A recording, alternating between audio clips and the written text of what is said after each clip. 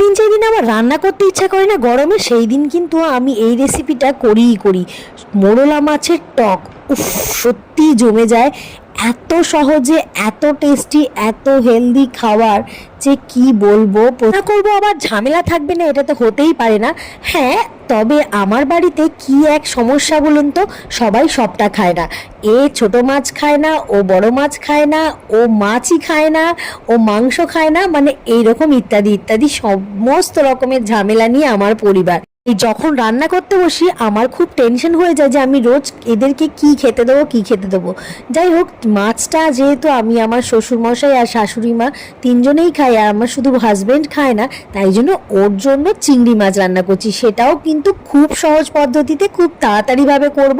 আজকে যেহেতু রান্না করার একটু ইচ্ছা নেই, এইভাবে তোমরাও করো, তোমাদের আশা করি খুব ভালো লাগবে। আলু, পেঁয়াজ, কাঁচা লঙ্কা আর সামান্য একটুখানি কালো জিরে ফোড়ন দিয়ে ভালো করে সবকটাকে ভেজে নেব। তার মধ্যে অর্ধেক 90% ভাজা হয়ে গেলে টমেটোটা দিয়ে আবারও ভালো করে ভেজে নিয়ে আমি ওর মধ্যে জল দিয়ে দেবো।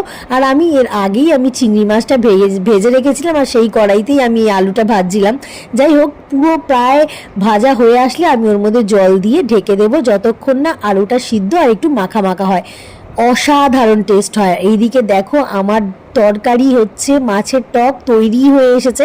বিভিন্ন রকমের সবজি যে যা খেতে ভালোবাসো সমস্ত কিছু সামান্য একটু সর্ষে আর শুকনো লঙ্কা ফোড়ন দিয়ে ভেজে নিয়ে তার মধ্যে টমেটো দিয়ে একদম হলুদ আর নুন দিয়ে ভালো করে কষিয়ে জল দিয়ে ফুটিয়ে নাও। তার মধ্যে আগে থেকে ভেজে থাকা মোরলা মাছগুলো দিয়ে একদম আবারও ফুটিয়ে উপর থেকে আম বা তেঁতুলের টক দিয়ে আবারও ফুটিয়ে নিয়ে নুনটা স্বাদ মতন দেখে নিয়ে নামিয়ে খেয়ে দেখো, তোমাদের দারুণ লাগবে। আর এদিকে আমার হচ্ছে চিংড়ি মাছটাও হয়ে এসেছে।